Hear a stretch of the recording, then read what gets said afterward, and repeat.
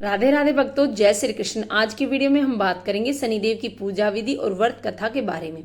सर्वप्रथम शरीर की शुद्धि हेतु अंजलि में जल लेकर ऐसा कहें, हे अंजलि जल आप गंगा जल बन जाए और मेरे तन को पवित्र करें, और फिर उसे अपने ऊपर छिड़क लें।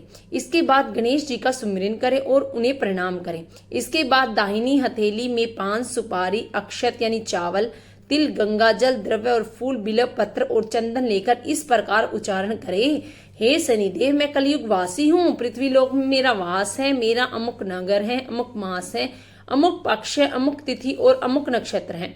आप मेरे समस्त कष्टों को नष्ट करें, मैं आपका संकल्प करता हूँ। इसके पश्चात हथेली की वस्तु शनिदेव के सिंहासन पर समर्पित कर दें।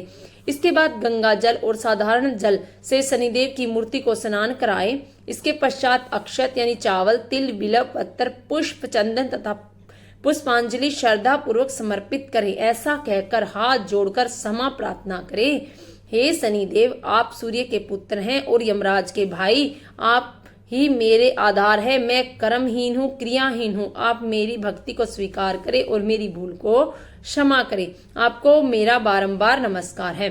शनिदेव कथा प्रारंभ।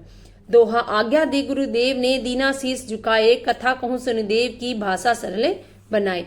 सर्वप्रथम श्री सरस्वती जी को सुमिरन करके, गणपति जी को नमस्कार करके तथा अपने गुरुओं के चरणों में माथा नवाकर मैं श्री शनिदेव जी की कथा प्रारंभ करता हूँ। यह शनिदेव जो मनोवांछित कार्यों को सफल बनाने वाले हैं, जिन्हें सकल नर नारी और 33 कोटि देवता योगीश्वर मुनीश्वर ध्याते हैं, वही देव मेरी त्रुटि को क्षमा करें और मुझे अपनी शरण में ले। मेरे मन में आपके प्रति अगाध प्रेम है। यह बात सर्वविदित है कि जो लोग शनिदेव को ध्याते हैं उनके सकल मनोरथ सफल होते हैं, तथा जो ऐसे देव को भूल जाता है संसार में महान दुख पाता है और नरकगामी होता है और अगले जन्म में पशु की योनि में जाता है।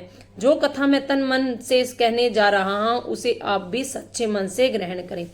एक बार संसार में चारों ओर पूजे जाने वाले नवग्रह एक स्थान पर एकत्रित हुए, परस्पर विधित प्रकार से वार्तालाप करने लगे। जब बात घूमती हुई उस स्थान पर आ पहुंची कि हम 9 ग्रहों में सबसे बड़ा और सर्ववादित पूजनीय कौन देव है, तो प्रत्येक ग्रह देवता स्वयं को बड़ा कहने लगा। इस बात पर जब बहुत देर तक वाद विवाद होता रहा और कोई निर्णय न हो सका, तो यह तय हुआ कि चलकर इंद्र से इसका निर्णय कराना चाहिए। अतः वह 9 के 9 ग्रह इंद्रदेव के समक्ष उपस्थित हुए। उन सबकी बातें सुनकर इंद्रदेव भी सोच में पड़ गए, किसे छोटा कहूं और किसे बड़ा, किसकी श्रद्धा का पात्र बने और किसके कोप का भाजन। अंत में सोच समझकर निर्णय न करते हुए वह बोले, मैं अल्प बुद्धि हूँ, इस बात का निर्णय करने में असमर्थ हूँ। मुझे तो आप सभी बड़े नजर आते हैं, मैं सभी का आदर सम्मान समभाव से करता हूँ।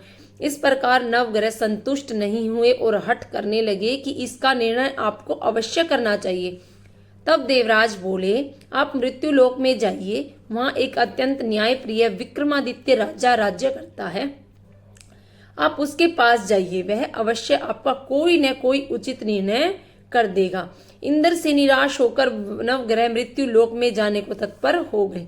देवराज इंद्र ने जब उन्हें वहां से जाते देखा तो प्रसन्न होकर चैन की सांस ली।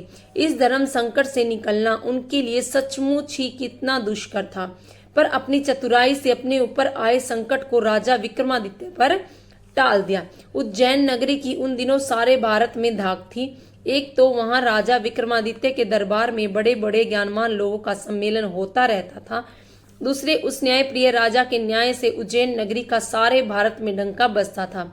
स्वर्ग में जब नवग्रहों का निर्णय न हो पाया तो वह अपने अपने विमानों पर आरूढ़ हो मृत्यु लोक में आ पहुंचे। ठीक उस समय जब राजा विक्रमादित्य का दरबार ठसाठस भरा हुआ था। नवग्रहों को इकट्ठे देखकर विक्रमादित्य अपने सिंहासन से उठ खड़े हुए और सभी देवों को सम्मान पूर्वक आसन ग्रहण करने को कहा, किंतु राजा ने इस सम्मान को किसी भी ग्रह देवता ने स्वीकार नहीं किया।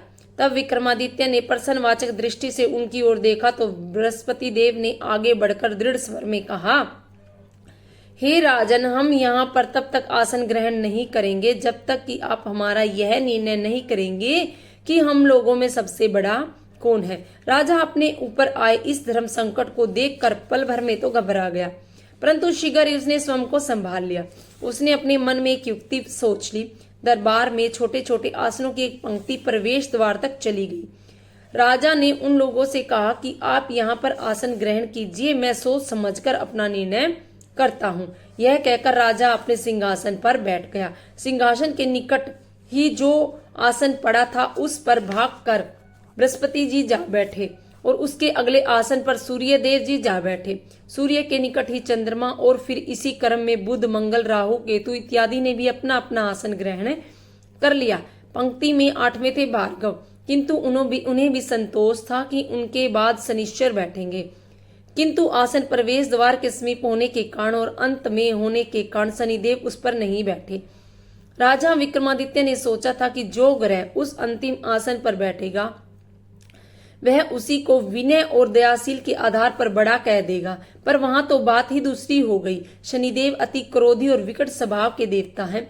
जब वह नहीं बैठे तो 8 ग्रह खिलखिलाकर हंस पड़े।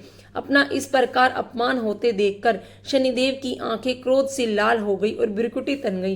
क्रोध से कांपते हुए बोले, राजन, तुमने मुझसे बैर लेकर तुमने अच्छा नहीं किया। क्या समझकर तुमने मुझे इस प्रकार से अपमानित करना चाहा और क्यों मुझे तले बिठाना चाहा। चांद ग्रह का प्रभाव 2.25 दिन रहता है। सूर्य, शुक्र और बुध का प्रभाव केवल आधा मास, सोम और मंगल 2 मास और गुरु 13 मास, राहु और केतु 18 मास रहती हैं, जबकि मैं 7.5 वर्ष तक रहता हूँ। इसीलिए हे राजन, अब तू सावधान हो जा। तूने मेरा जो अपमान किया है उसका दंड तुम्हें अवश्य मिलेगा। राजा के कुछ दिन तो आराम से बीते, लेकिन शीघ्र ही शनिदेव की कोप दृष्टि फिरी और राजा पर 7.5 आ गई। उन्हीं दिनों एक व्यापारी कुछ घोड़े बेचने के लिए उज्जैन नगरी में आया। सुंदर सुंदर घोड़े देखकर राजा का जी ललचा गया। राजा ने उन्हें खरीदने का आदेश दिया। घोड़ों में एक घोड़ा भंवर नाम का था। राजा उस पर चढ़कर देखने लगा। कुछ देर तक तो घोड़ा राजा के लिए वहीं घूमता रहा, लेकिन फिर सहसा भाग खड़ा हुआ। राजा को बड़ा अचंभा हुआ। घोड़ा यह एक भयानक जंगल में राजा को पटक कर अंतर्ध्यान हो गया। राजा अकेले उस वीरान जंगल में भटकने लगा। साय के समय जब उसे प्यास बहुत सताने लगी तो वह जोर जोर से चीखने लगा। उधर एक पगडंडी ने एक ग्वाला अपने गांव को जा रहा था।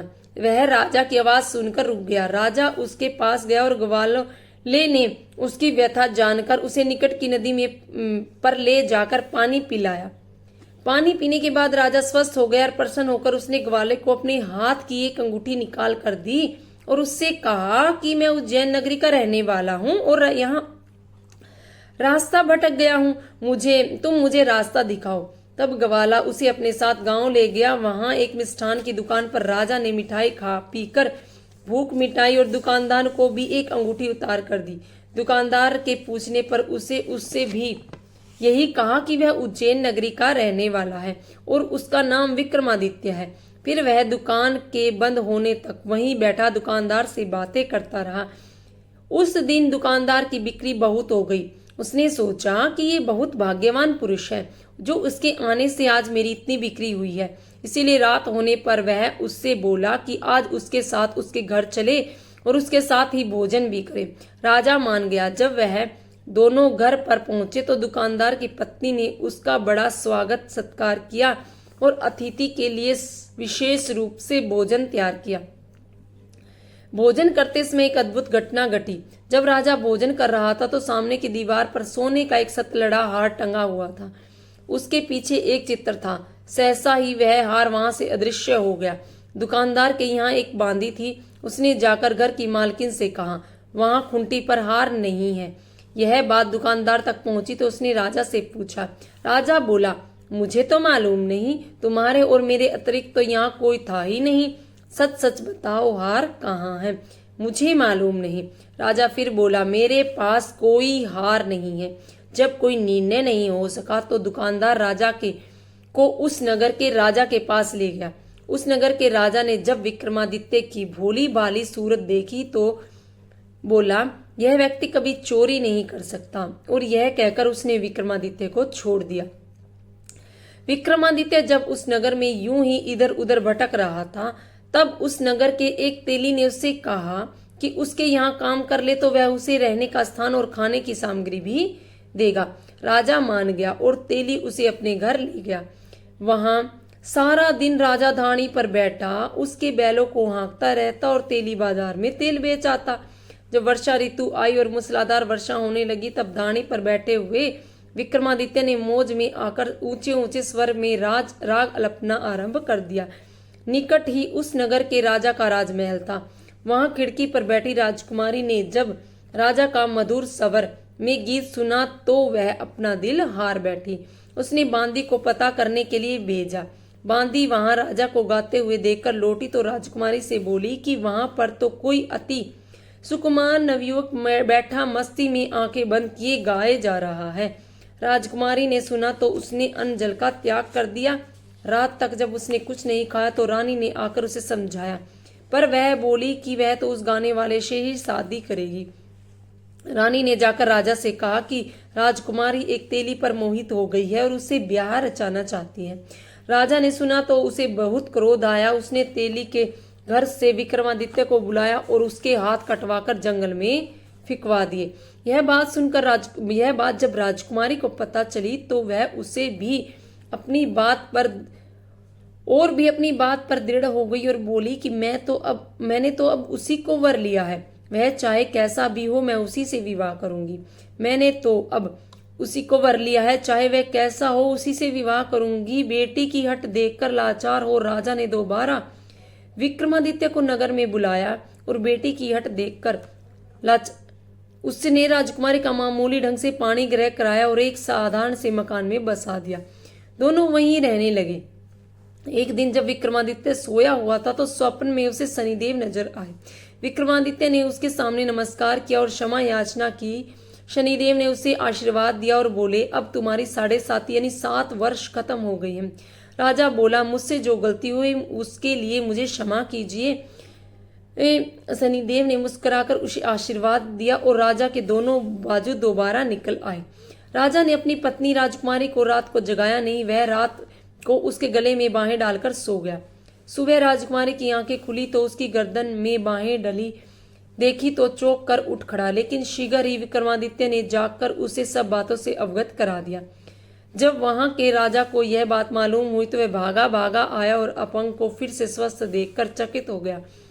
उसने भी विक्रमादित्य को यही कहा कि जब यह सब शनिदेव की कृपा का फल है, और विक्रमादित्य ने अपना वास्तविक परिचय भी राजा को दिया और सारा किस्सा विस्तार से सुनाया।